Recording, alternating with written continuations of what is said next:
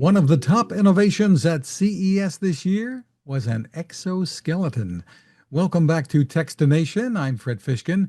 Joining us from Human in Motion Robotics will be co-founder and CEO Siamak Arzanpour. And also with us is company ambassador and director of lived experience, Chloe Angus. Hi, Chloe. Hi, Fred. Thanks so much for having us on today. A pleasure to meet you. Tell us a little bit of background about the company, first of all.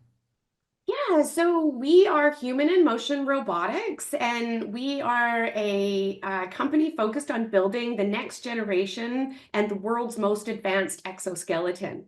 We are based in Vancouver, British Columbia, Canada, and we were very honored to have it be our first trip to CES this year. Interesting. When some people think of exoskeletons, they think sci-fi and stuff like that. But there are some very important real use cases, scenarios here. And you have a personal story with it. Tell me about it. Yeah, absolutely. The future is now in wearable robotics. It's no longer in the movies. I can contest to that.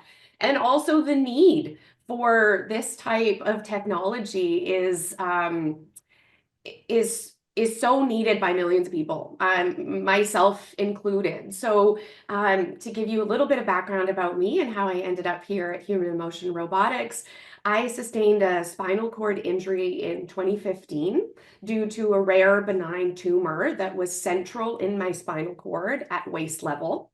I had a bleed at one time in 2015. It was out of the blue. I never been sick in a day, never suffered back pain. And all of a sudden, one afternoon, some tingling on my right toes and a bit of back pain in my left hip. Ended up continuing, and over a 24-hour period, I watched as my legs both stopped working. And doctors ended up putting me into an MRI machine and finding this rare tumor in my spinal cord. And it was at that time that they came to me and said that they didn't know a lot about my condition. It was quite rare. But the result of it was that the bleed had caused enough swelling inside my spinal cord to pinch off all my nerves below my waist, and that I would never walk again. I would go to a rehab facility and I would learn to live my life in a wheelchair.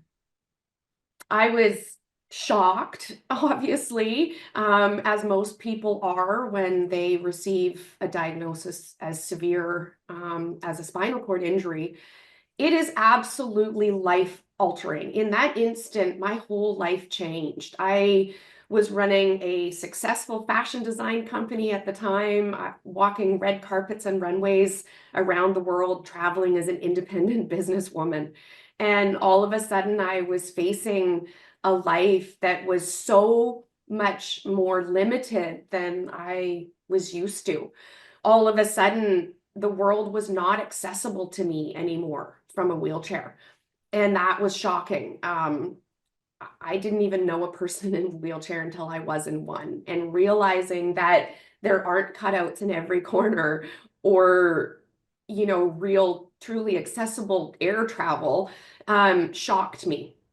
But it was as I, learned more about what my condition was like, and that living the rest of my life in a wheelchair, being seated, was going to cause a serious list and a long list of very serious health complications, secondary health complications to my spinal cord injury. So not really having anything to do with my spinal cord injury, but really having to do with living seated and being sedentary. That includes pressure sores, muscle atrophy, bone density loss, problems with bowel and bladder, circulation. And, what a lot of people don't talk about is, the pain of sitting all the time. And I try and explain to people what this feels like to be in a wheelchair. And I often say it's like flying 14 hours in coach. You know how your back feels at the end of that flight? You just want to stretch your legs out, and you would trample the person next to you to get off that airplane. Now imagine living in that airplane seat for the rest of your life. it's incredibly confining, and you do want to stretch out. Your body is meant to be upright and moving as a human being. On top of that, the world goes around at eye level. That's where humans communicate. And being at a lower level than the rest of society, than the rest of my peers, my family, was incredibly challenging for me. So here was all the things I'm facing from a hospital room, looking at a wheelchair in the corner, thinking to myself, it's 2015, there must be something better than this. How am I going to help myself out of this situation?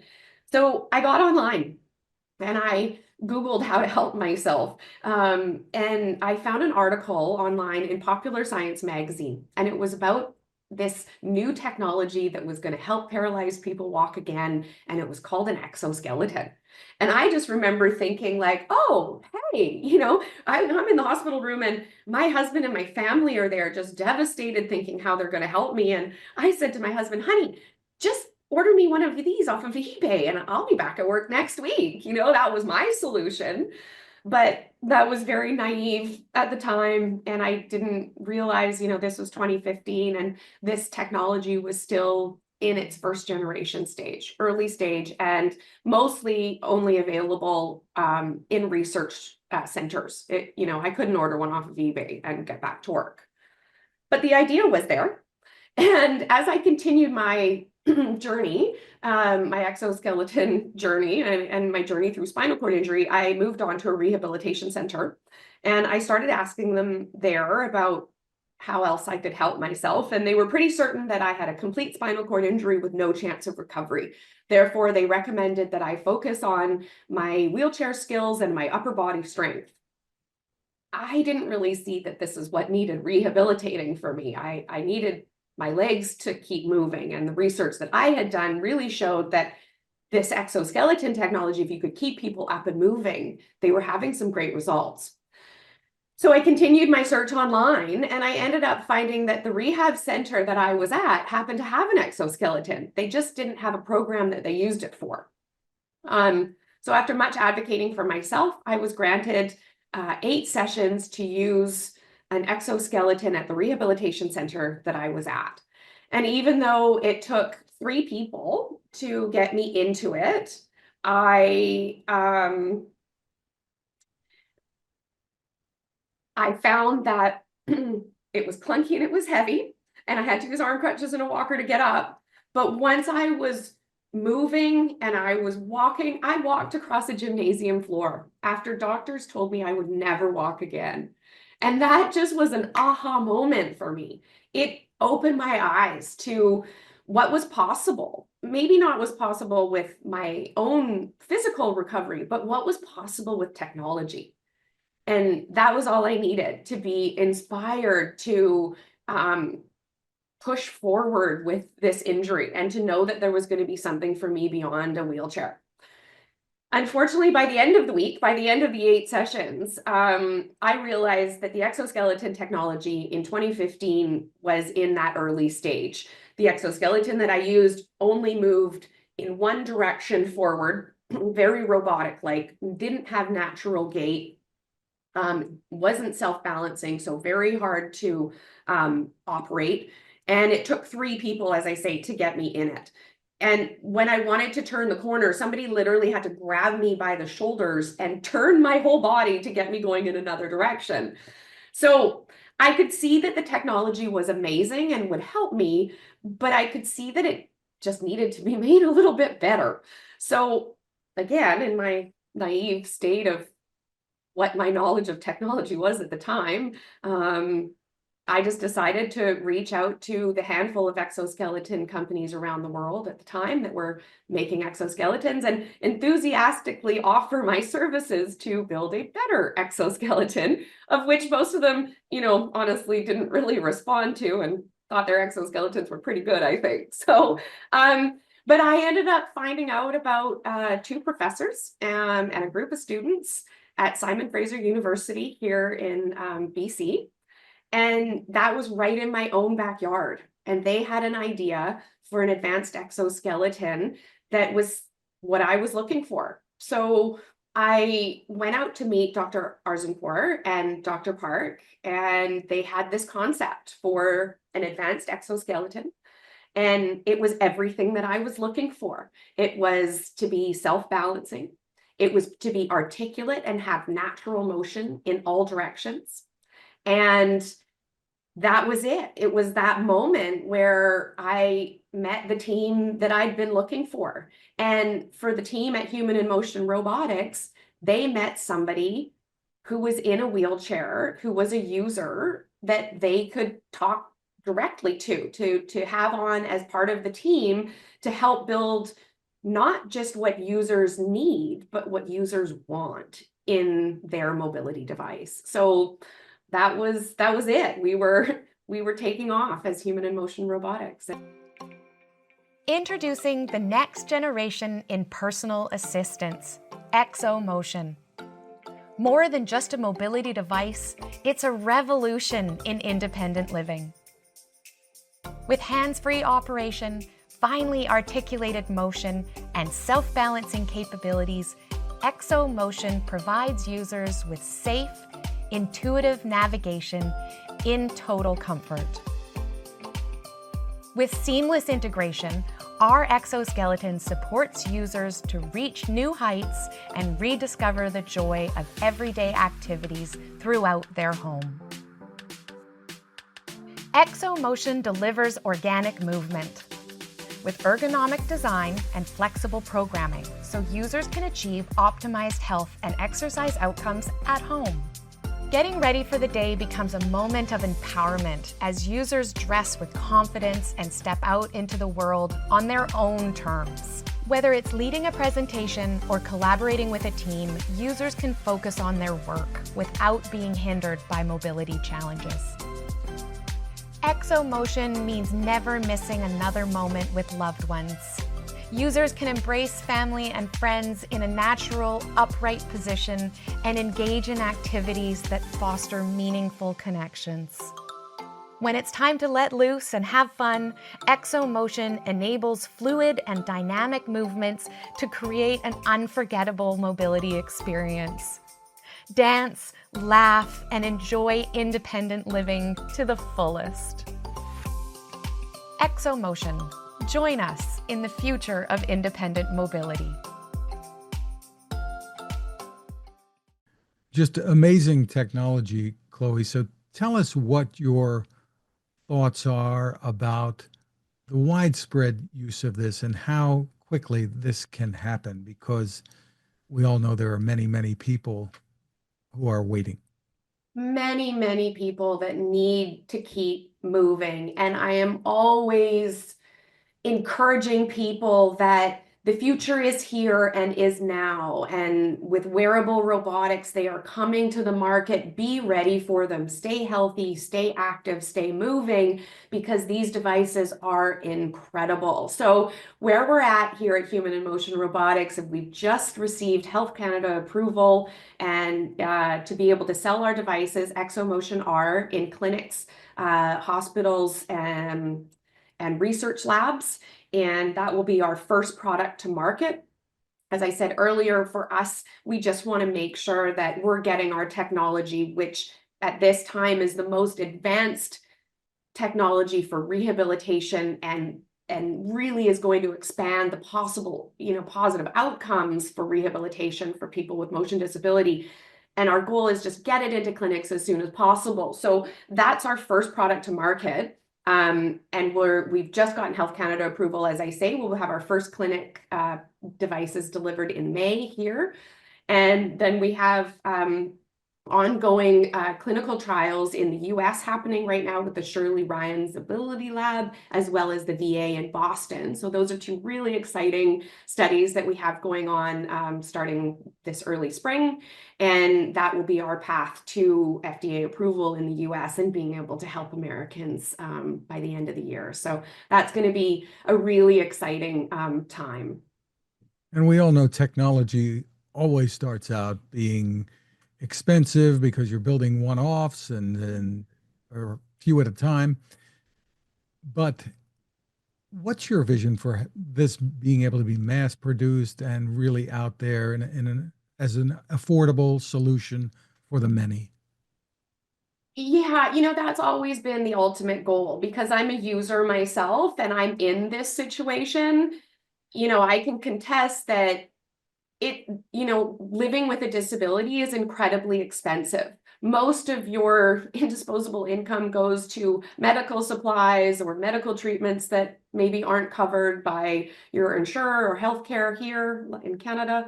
Um, so the overall vision is that, we're going to create devices that are wearable by everybody and affordable as well. So as you say, when new technology comes out, it's expensive. It takes a lot of money to put into building these initial devices. They are incredibly intelligent and take an incredible amount of intelligence to make these devices actually work in the way that people need them to, that will impact the market in the way that really has that adoption make market change, which is what we need to reduce the price overall of things. It's like when you think about Henry Ford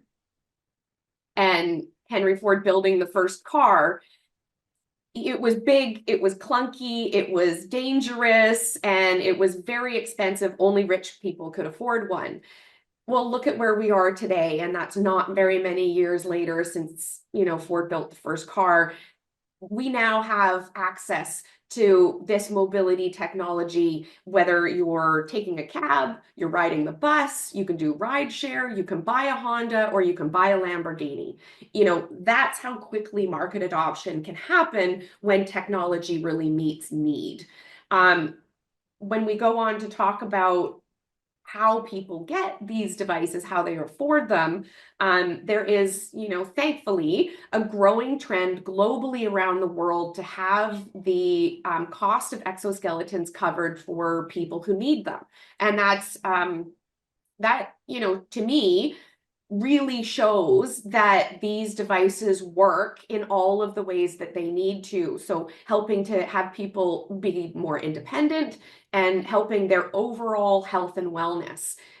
Because insurers don't usually do it out of the goodness of their heart. They do it where it makes financial sense. So we are seeing that there's financial sense in having exoskeletons for people at home. And this is where the entire trend of the global market is going, and we'll continue to push for that.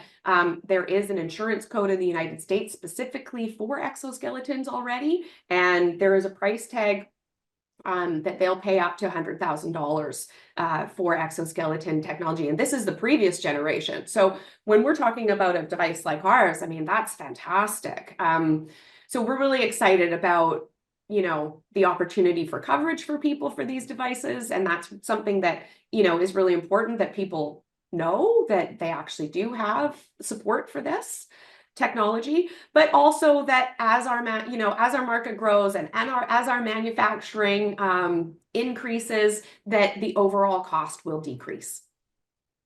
And coming from the design end of things, tell us what your thoughts are about how portable this can really become, because I guess that's one of the keys to a return to normalcy, right?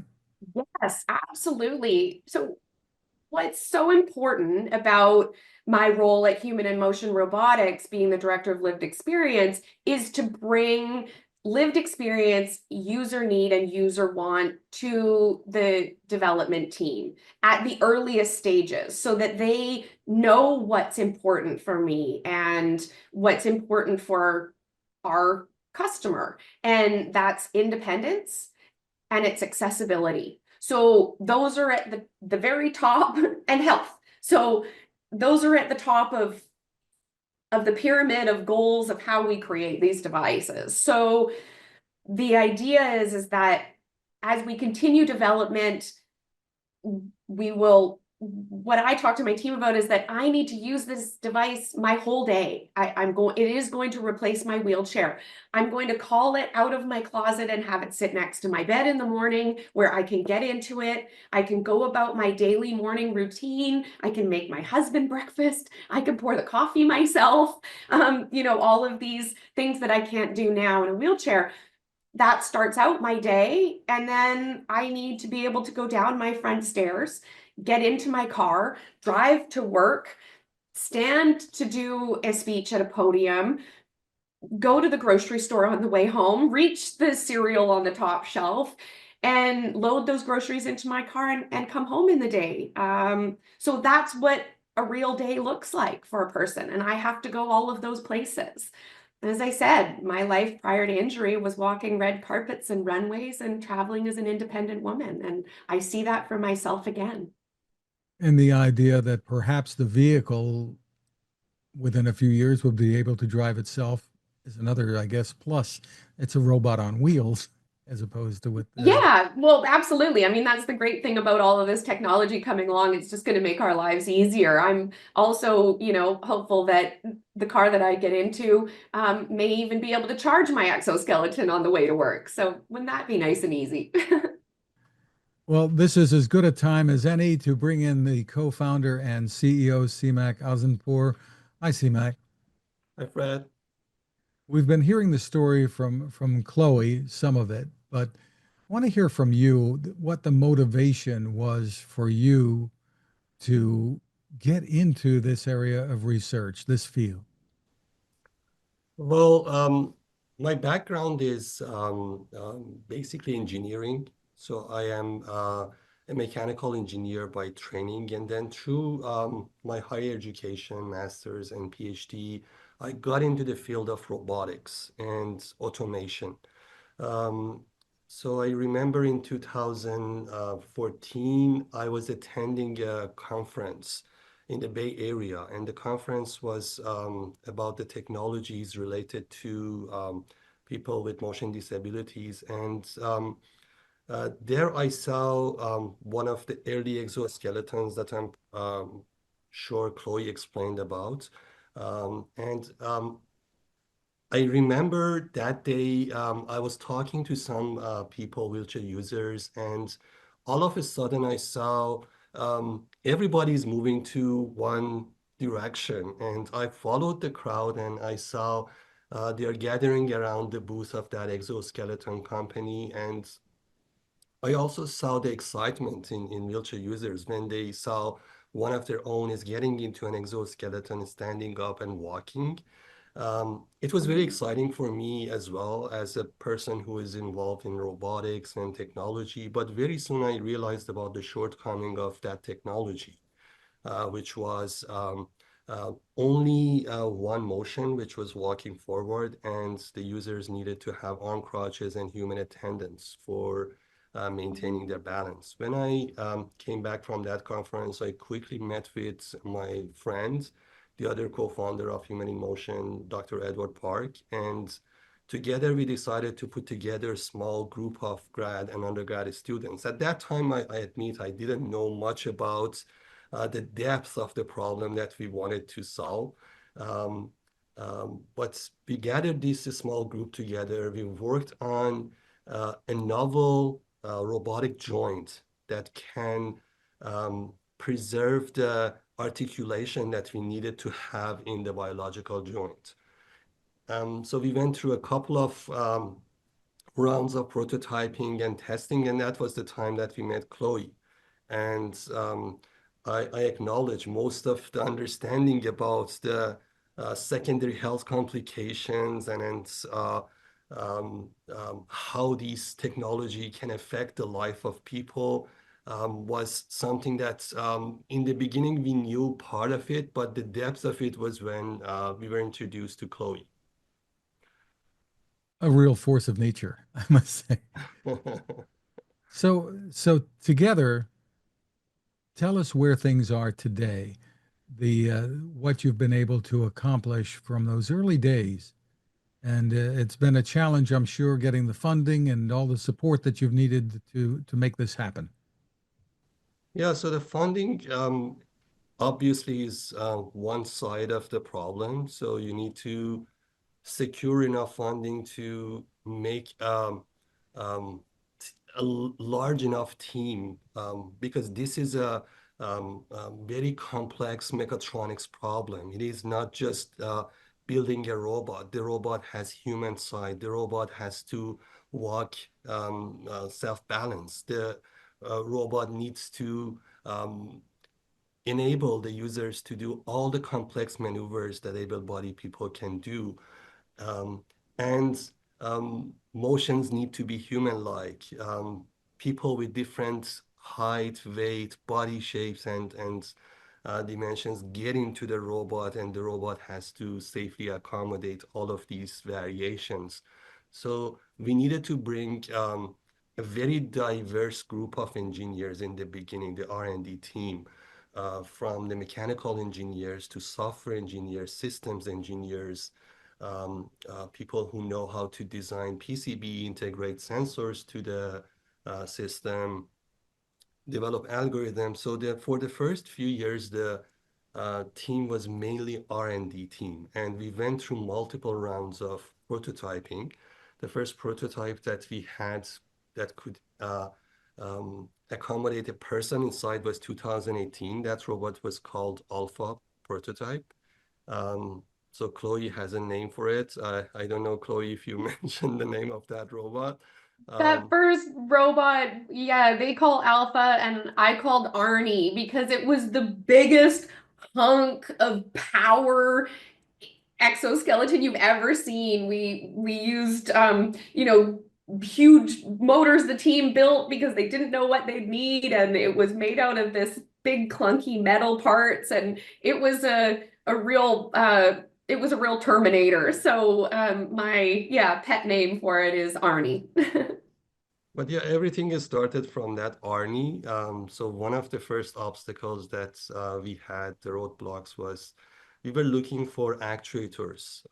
Actuators are a combination of motors, gearhead. We wanted to find something that has the torque, velocity, weight, size that we can actually put it into the exoskeleton and don't make it a really bulky structure. And we couldn't find anything off the shelf because all of these actuators are made for other applications. There's no actuator that is specifically built for exoskeleton application. And we were very disappointed that there is nothing in the market, so we cannot continue. Then we decided to build our own actuators. And the first actuators that we built was for Arnie, Alpha prototype. Over the years, we went through multiple rounds of prototyping. We built our Beta 1, Beta 2, ExoMotion I, and now our product, ExoMotion R. And over the years, the size of the motor hasn't changed significantly, but the power of it is 4 or 5 times more than the power that we had in the Alpha prototype. So that is a kind of perfection that we had in our design over the years. The same thing in sensoring, the same thing in the communication between the sensors, the computer, actuators, the joystick that sends the command to the robot. So that was the R&D piece. And then along with R&D, along with different prototypes that we built over the years, we went through multiple rounds of financing, our Seed 1, Seed 2, and Series A. And government of Canada was very supportive, and we also received funding from government to continue the project. And I understand you have an office now, thanks to some funding in South Korea as well. That's correct. So that funding was our Series A, and it was around $10 million that we received. And the goal of that funding was completing the product, which is ExoMotion P. So right now the team is assembling the 10 units, the first 10 units of ExoMotion P. And these 10 units, as Chloe probably told you, we got Health Canada approval. Some of them are going to be used for sales. Some of them are going to be used for clinical studies, and our mechanical electrical safety test that has to be done by third party. So for now, we have specific use for the first 10 units, but we are going to build more this year. We are hoping to increase the sales and also collaborate with researchers that are very interested. We have received many interest from US, Canada, researchers that wanted to use our exoskeleton for different applications. Some of them are in the clinical area, some of them are engineers who want to work on improving some of the methodologies that we have, and these are our interests as well. Tell us what the biggest challenges you feel you are ahead of you today. How far off it is to kind of achieve the dream that you have, that Chloe has, of really having this out there for people to use every day? Um, In terms of the technical challenges, if it was 2 years ago, I would say still we wanted to make sure that um, the robot is going to accommodate a larger population, and we wanted to, well, when we started the project, our mindset in the beginning was having a personal device for people with a spinal cord injury, and then a few years down the road, we decided to first go to the rehab market and then to the personal use. So we needed to change the functionality of the robot from a personal use to a rehab version. So for rehab version, you can imagine that different indications will use the exoskeleton, spinal cord injury, stroke patients, TBI, MS, and each of these different groups have different needs. So the robot has to accomplish all of these different groups' needs. And incorporating those software and understanding what are the needs where and how we are going to accommodate it in one single device for all of these indications was the challenge. But now all of those challenges are resolved. Um, our next challenge ahead of us, because ExoMotion P is finished, as I told you, we are assembling the units right now, is going to be ExoMotion R is finished. ExoMotion P is going to start. The P is the personal use version. And for the personal use version, we have a bigger dream. So this device is going to be used as a mobility device, and the level of the safety and compactness, the novel technologies, AI that we want to implement in these versions. So these are gonna bring us new challenges that we didn't actually have before. And right now we are working on bringing experts, adding them to our team, and completing our team to have those expertise and knowledge for having an ExoMotion P that all the users want to use. We are building these exoskeletons for end users, and it is very important for us that they like the final products. It's my background, I told you I'm actually coming from academia, so business is important, but at the same time, the human side of that is something that motivates us a lot. Sorry, I'm going a little bit, I'm deviating from the question that you asked, but um, I'm trying to answer one of your early questions about our motivation. So this project is a true mechatronics project.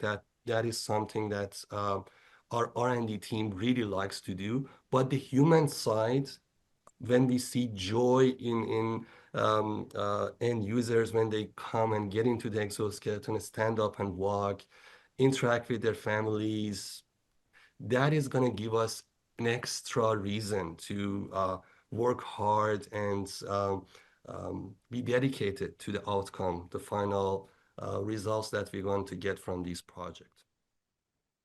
Do you see this? I mean, there's a lot of sci-fi of images that come into mind when people think about exoskeletons.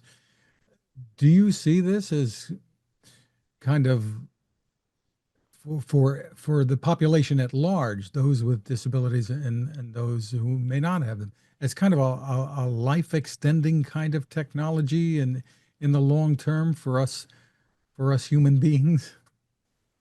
Um, so robotics, the basics of robotics were there for many years. And one of the reasons that robotics is boosting right now, well, the technology had its own advancements. For sure, the size of the actuators became smaller, electronics the same. The processors are more powerful. So all of those were something that's 10 years from now, people expected that to happen. What was not really expected was the fast pace of AI, which is giving another dimension to the robotics. And now robotics is booming right now. So to answer your question, I see that for sure. So together with the advancement, natural advancement in production, in novel technologies, I also see AI to come on board and make these robots, give these robots a capability that they didn't have before. And that is extremely important. I see in future what we are doing right now be branched out to different applications for construction, for even for space. So in space, when astronauts go to space, muscle atrophy is a problem. So we can actually come up with a version of this exoskeleton that is specifically for exercise, a light version that we can actually send it to Mars, to Moon, and we are thinking and working on those applications as well. So yeah, I think in future these robots are going to have even more capabilities, and this is the direction that the company wants to take after we finish with the two versions that I talked about, ExoMotion P and ExoMotion R. Right now, there are a lot of people waiting and waiting for this kind of assistance and help. For more information, where can people go? We have some information available on our website.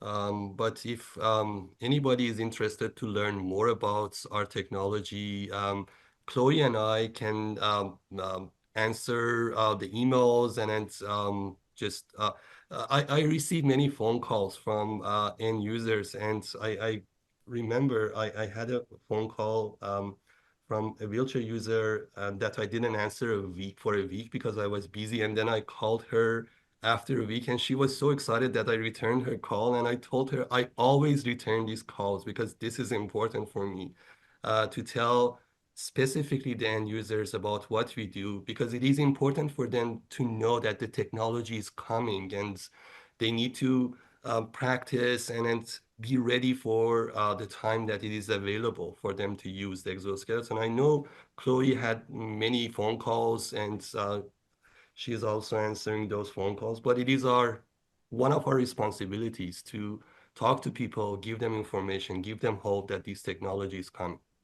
Go Certainly ahead, our Chloe. inbox has been full since being at CES, and being that we were one of the top 50 picks for 2025 out of 4,500 exhibitors and number one for robotics. That is just an incredible takeaway for us from CES. And certainly we've gotten a lot of media coverage when we were there, and so many people are reaching out. It's wonderful to see everyone from clinicians to researchers and end users alike. Everyone's so excited about this technology, and can't wait for it to be accessible to them as well. So as Siamak said, we have the website where you can go for way more information. It's humaninmotion.com, and there are areas there that you can reach out to contact us if you're a clinician, if you're a researcher, if you're an end user, or if you're an investor. So all of that information is there, and it's really easy just to click on and sign up. And as Siamak said, we do get around to answering every single one of those. So really excited to engage with people, and thanks so much for highlighting this incredibly important technology, Fred. Well, thank you and congratulations on all of the innovation there, and more importantly, the heart that you both have in the work that you're doing here. So, Chloe and Siamak, thank you for spending time with us. Thank you so Thanks so much, much, Fred. Fred.